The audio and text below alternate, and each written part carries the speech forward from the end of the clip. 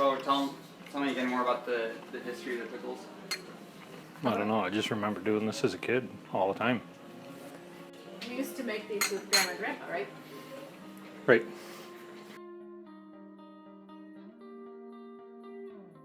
So start from the beginning. You gotta wash the pickles, then you gotta slice them. And Where'd you get these then pickles? farmer's market. Okay. Cheaper if you buy them by the box. And then you gotta sterilize the jars, so you gotta wash all your jars and sterilize the jars and sterilize the lids and the rings. How do you sterilize the jars? You can either do them in the dishwasher on a real hot setting, or you gotta stick them in boiling water. And then the garlic. And then you put the garlic and the alum and the dill in the jar. And then after you get all the pickles cut, you gotta stuff them and then pour the liquid on top of them. The liquid is white vinegar, kosher salt, And water and water. for the dill pickles. That gives it the pickles. Along with all the spices, yeah. So that just The the dill actual and- flavoring. The dill and the garlic. Okay. So then you fill the jars up with the liquid, screw the lids on, Yeah. and then put them in the hot bath for how long? 10 minutes. What does the hot bath do? Cooks the pickles. So And to seal the jar. Cooks the pickles, boils the everything up to joys. temperature? hmm Okay.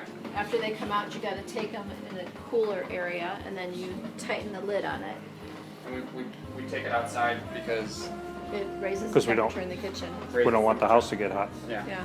But then as the jar cools outside, the lid, It'll it'll pop. pop. We do the same thing with the green beans.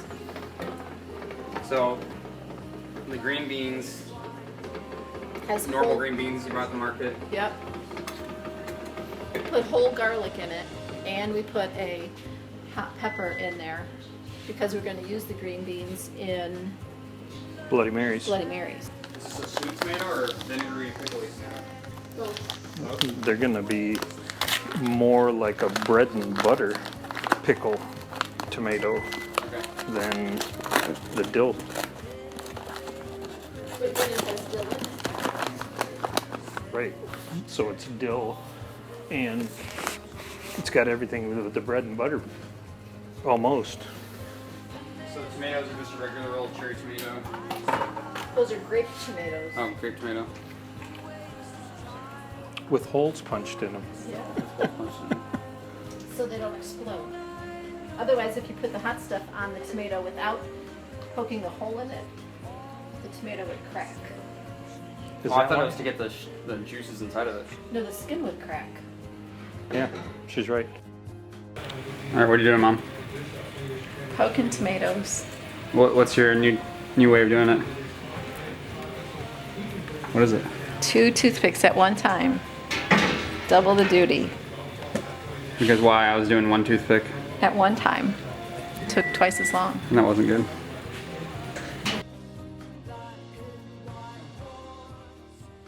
We used to make these with Grandma and Grandpa, right? Right. Which grandma and grandpa? Well, Grandma and Grandpa, my mom's mom and dad. And then, Grandma Frances and Grandpa Tony. Yep. And And then Grandma Harriet and Grandpa Art. We used to do it when we were kids every year. yeah. But the other grandma, Claire and Grandpa Art, she did She different did onions and peppers, pearl onions and then they just give everybody and the everything. banana peppers.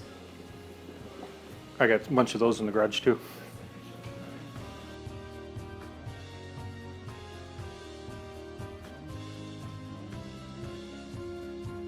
What beer is this? This one is the Orange Regal Ale, is what we call it. Regal Ale is the one that you guys like. Yeah. This is my orange twist to it.